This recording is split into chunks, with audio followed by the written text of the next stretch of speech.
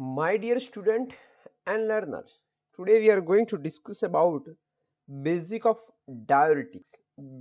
Before going to understand the diuretic, पहले आप ये चैनल को सब्सक्राइब कर दीजिए और ये घंटी बजा दीजिए, तो यहाँ से मैं जब भी नया वीडियो अपलोड करूँगा तो आपके तक सबसे पहले पहुँच जाएगा।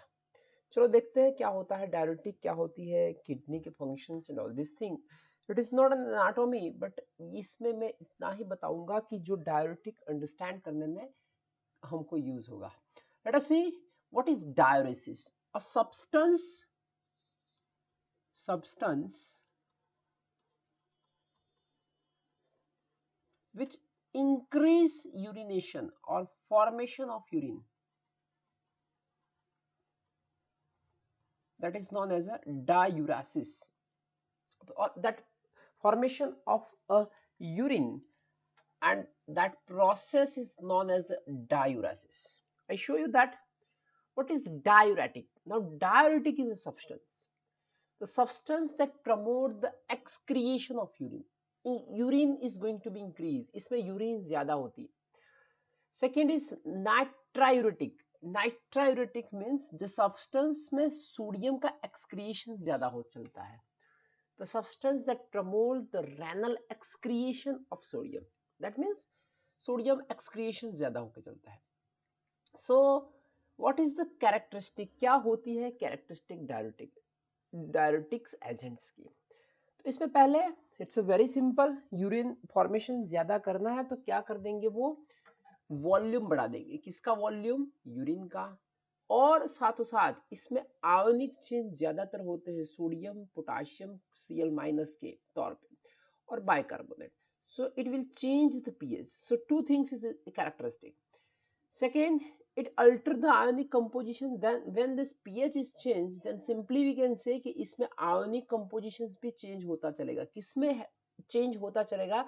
यूरिन में भी होगा और ब्लड में भी होगा. क्योंकि इसमें क्या होता है, यूरिन में आयंस बढ़ जाएंगे तो आएंगे कहाँ से? ब्लड से. अगर ब्लड में बढ़ जाएंगे तो आएंगे कहाँ से? यूरिन से. ये प्रोसेस साइकिल कंटिन्यूसली चलती रहती है.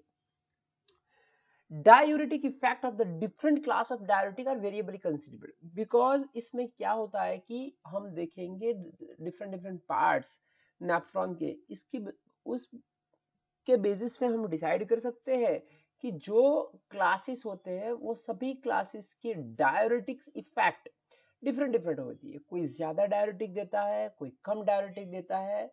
We know and we will see that also in the loop diuretic is excellent. That is also known as a high ceiling diuretic, क्योंकि इसमें ज्यादा इफेक्ट आती है. तो इस तरह का कुछ होता है. चलो देखते हैं, बताता हूं मैं. ये बॉडी पूरा ऑर्गेनाइजेशन है. इसमें हम देखें तो ये किडनी है, दैट इज यूरेटर. ये हो गया किडनी, ये हो गया यूरेटर. देन मैं बता दूं आपको, ये हो गया ब्लैडर और ये हो गई हमारा यूरेथ्रा. ठीक है, और यहां से यूरिन एक्सक्रीट हो जाता है. सो अवर फोकस, हमारा फोकस किस पे रहेगा? किडनी पे. तो देख लो ये किडनी. अभी किडनी में भी हमारे पास सबसे ज्यादा हमें जो कंसंट्रेट करना है वो नेफ्रॉन पे करना है. ठीक है, बाकी का एनाटॉमी हमें यहाँ पे पढ़ने की इतनी भाई जरूरत नहीं है जितनी चाहिए. तो मैं आपको बता दूं, इस तरह नेफ्रॉन, यहाँ पे भी नेफ्रॉन होते हैं, यहाँ पे मिलियंस में नेफ्रॉन होते हैं. ये सब नेफ्रॉन यूरिन फॉर्म करके यहाँ पे देते हैं और ये सब मिला के यूरेटर में चले जाते हैं. ठीक है, अच्छा मिलियंस ऑफ नेफ्रॉन होते हैं. चलो देखते हैं कि नेफ्रॉन्स में कैसे होती है प्रोसेस. आपको मैं बता दूं कि ये किडनी का एक पार्ट आपको बताया हुआ है, ये उसको भी मैं एनलार्ज करके दिखाने वाला हूँ. ये जो पार्ट है आपको देख लीजिए, ये पार्ट को मैं एनलार्ज करके दिखाने वाला हूँ. तो देखिए ये एनलार्ज होकर कैसा दिखता है, ऐसा. तो इसमें भी कितने पार्ट्स होते हैं? कॉर्टेक्स होके चलता है, फिर मेडुला होके चलता है. सो इसमें भी हमारे पास आप देखोगे तो ये हमारा पूरा एक नेफ्रॉन है. देख लीजिए, ये हमारा एक पूरा नेफ्रॉन है, ये जो येलो किया वो. इसमें डिफरेंट डिफरेंट पार्ट्स. दूसरा नेफ्रॉन ये रहा. इस तरह से नेफ्रॉन कलेक्टिंग डक्ट को कनेक्ट करते हैं. मैं आपको बताऊं तो पहले आप देख लीजिए, उसको ग्लोमेरुलस बोलते हैं. This is glomerulus. ठीक है। उसके बाद हमारे पास आते हैं वो proximal convoluted tubules. This part को हम बोलेंगे, मैं आपको बता दूं, इस पार्ट को हम बताएंगे proximal convoluted tubule. Then we have distal convoluted tubule. You can see that ये distal convoluted tubules दिया हुआ है. Proximal convoluted tubule and distal convoluted tubules connected via nephron. देखो nephron loop, तो ये जो चलता है वो loop जैसा होता है, ये loop जैसा, तो यहाँ पे होते हैं। एंड लूप में से डिस्टल कन्वोल्यूटेड ट्यूब्यूल्स में चल के वो कलेक्टिंग डक्ट में आते हैं। तो आपको मैं बता दूं, पहला ग्लोमेरुलस, दूसरा प्रॉक्सिमल कन्वोल्यूटेड ट्यूब्यूल, देन चलेगा लूप ऑफ हैनल, देन चलेगा distal convoluted tubule, then it is come to the collecting duct, and collecting duct में से यूरिन एक्सक्रिएट आउट हो जाएगा। तो अभी आप देखते हैं उसका भी एनलार्ज, पहले हम किडनी का एनलार्ज किया, अब उसको भी एनलार्ज करते हैं। चलो देखते हैं। तो अभी वहां पे तो बहुत सारे नेफ्रॉन हुआ करते थे, यहाँ मैं एक नेफ्रॉन दिखाने का ट्राई कर रहा हूँ। देख लीजिए, तो ये कुछ हमारा ये सेल है, देखो ये जो ब्लड आता है यहाँ से इफरेंट होकर निकलता है, तो ये जो सेल हुआ करते हैं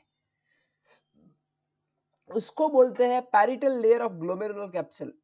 that is important is this only, parietal layer. Second, जो नेफ्रॉन में हुआ करते हैं उसको बोलते हैं विस्करल layer.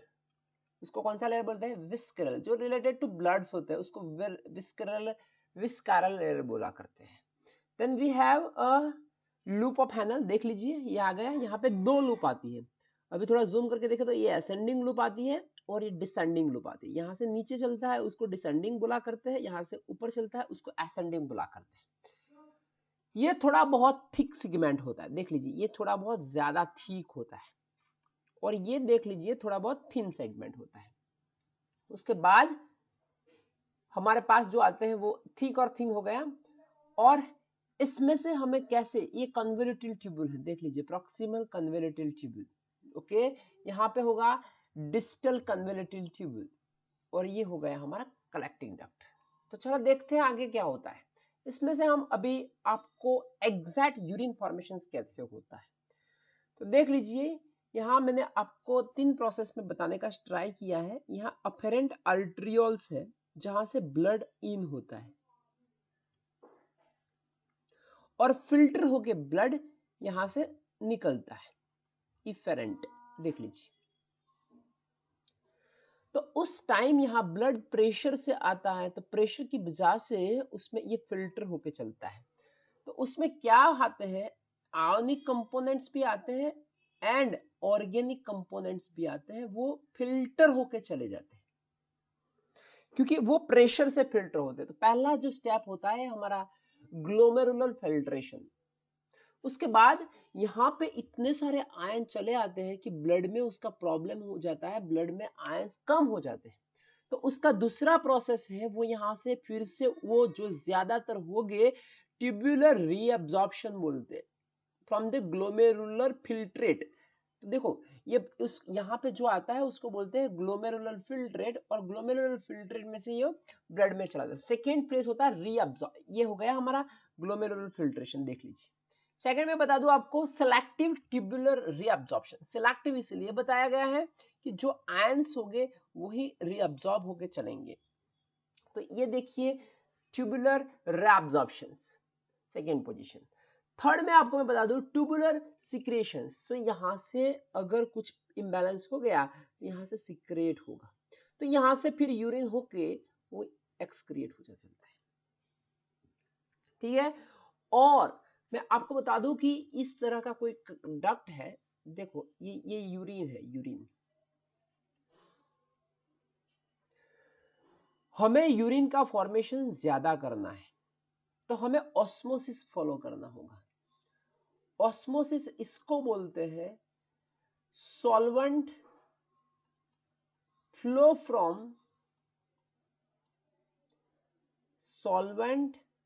From diluted solution to the concentrated solution, diluted solution to concentrated solution। देखो बच्चों, यहाँ पे हमें ज्यादातर जो देखना है, जो यूरिन है उसको कॉन्सेंट्रेट करना है, मीन्स की सॉलिड पार्टिकल इंक्रीज करने हैं ऑस्मोसिस के लिए। तो कैसे करेंगे, इसमें हम आयंस बढ़ा देंगे, Na+ बढ़ा देंगे, इसमें हम K+ बढ़ा देंगे, इसमें हम Cl- बढ़ा देंगे। तो क्या होगा, उसकी वजह से सॉलिड पार्टिकुलेट्स बढ़ जाएंगे। तो यहाँ पे क्या होके चलेगा, यहाँ पे कॉन्सेंट्रेशन बढ़ जाएगा। अगर कॉन्सेंट्रेशन यहाँ पे बढ़ जाएगा तो क्या हो जाएगा कि फ्लो यहाँ डाइल्यूट हो गया, ये ब्लड का एरिया है, ये डाइल्यूट हो गया ब्लड। तो अभी ये कहां से कहां चलने वाला है, सॉल्वेंट डाइल्यूटेड से कॉन्सेंट्रेट, तो यहां से यहां आएगा, क्या आएगा, वाटर। तो अभी सोच लीजिए, हमारा वन लाइन मैकेनिज्म ये होता है कि यूरिन फॉर्मेशन इंक्रीज करने के लिए हमें इंक्रीज करता होता है Na+, K+, Cl- in urine. बस इतना पता चल जाए तो पूरा डायरेक्टिक पता चल जाएगा। चलो आगे चलते हैं। ये रेनल कॉर्पुस्कल होता है, जो मैंने पीछे वाले स्लाइड्स में भी बताया था। ये renal tubules and collecting duct होते हैं यहाँ से, ठीक है, ट्यूब्यूल्स एंड कलेक्टिंग डक्ट, ये ट्यूब्यूल्स एंड कलेक्टिंग डक्ट। चलो तो ये मैं आपको बता दूं, यहां से देखने की ये है, यहां से सिंपल फिल्ट्रेशन होता है, ब्लड टू ल्यूमेन। अब आगे चलेंगे प्रॉक्सिमल ट्यूब्यूल, तो उसमें जो भी ज्यादा कुछ आ गया होगा, क्योंकि यहाँ से सिंपल फिल्ट्रेशन होता है प्रेशर से, तो बहुत सारे आयंस एंड ऑर्गेनिक मॉलिक्यूल्स यहाँ पे आ जाएंगे, तो यहाँ से रीअब्जॉर्प्शन होना जरूरी है। तो रीअब्जॉर्प्शन होके चलेगा ल्यूमेंस में से, यहाँ से एक रीअब्जॉर्प्शन होता है। रीअब्जॉर्प्शन हर जगह से होता है, देख लीजिए, यहाँ से होता है, यहाँ से होता है, यहाँ भी होता है, यहाँ भी होता है, यहाँ भी होता है, ठीक है। पर सबसे ज्यादा रीअब्जॉर्प्शन देख लीजिए लूप ऑफ हैनल पे होता है, इसीलिए उसको हाई सेलिंग डायरेटिक बोला करते हैं, क्योंकि उसको ब्लॉक करने से ज्यादा डायरेसिस होता है। The second third one is secretion and reabsorption. ये भी हर जगह पे होता है, सिर्फ लूप ऑफ हैनल पे नहीं होता। हम इतना कंक्लूजन लगा दे कि लूप ऑफ हैनल पे सिर्फ रीअब्जॉर्प्शन होता है और बाकी जगह पे रीअब्जॉर्प्शन एंड सिक्रेशन दोनों हुआ करते हैं। And this is the last is excretion, यहां से यूरिन ब्लैडर में होके एक्सटर्नल एनवायरनमेंट में चला जाता है। चलो तो फिर आगे क्या बताते हैं, केमिकल कंपोजिशन यूरिन का क्या होता है। नॉर्मल यूरिन है उसका 95% वाटर होता है, वाटर ही होना चाहिए यूरिन में, दूसरा कुछ नहीं होता। एंड 2% इलेक्ट्रोलाइट्स होते हैं। ये इलेक्ट्रोलाइट्स में क्या हुआ करते हैं, उसमें ज्यादातर chlorides, sulphates, phosphate and bicarbonate, means की Cl-, SO4-2, PO4-2, sorry PO4-3 and bicarb SCO3-, ठीक है।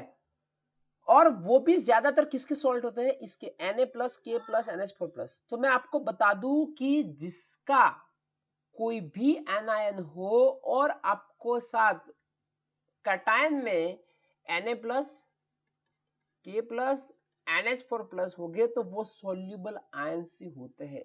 तो आपको इतना याद रखना है कि Na+, K+ और एमोनियम का कोई भी सॉल्ट होगा वो यूरिन में फॉर्मेशंस में यूज होगा, ठीक है। इस तरह का उसका केमिकल कंपोजिशन हुआ करता है। नाइट्रोजनियस वेस्ट में क्या होता है, 2.6% यूरिया हुआ करते हैं और 0.3% यूरिक एसिड, ठीक है, वो नाइट्रोजनियस वेस्ट हुआ करते हैं, that is also important for us. तो यहाँ पे हम कंक्लूजन पे आ पहुंचे। अब जाके मैं आपको बता दूंगा कि इसमें क्या हुआ करता है, और आपको अगर ये अच्छा वीडियो लगा हो तो आप उसको शेयर, लाइक, सब्सक्राइब कर दीजिए और फार्मेसी के फ्रेटर्नी के बच्चों को भी वो भेज दीजिए। Thank you, thanks a lot.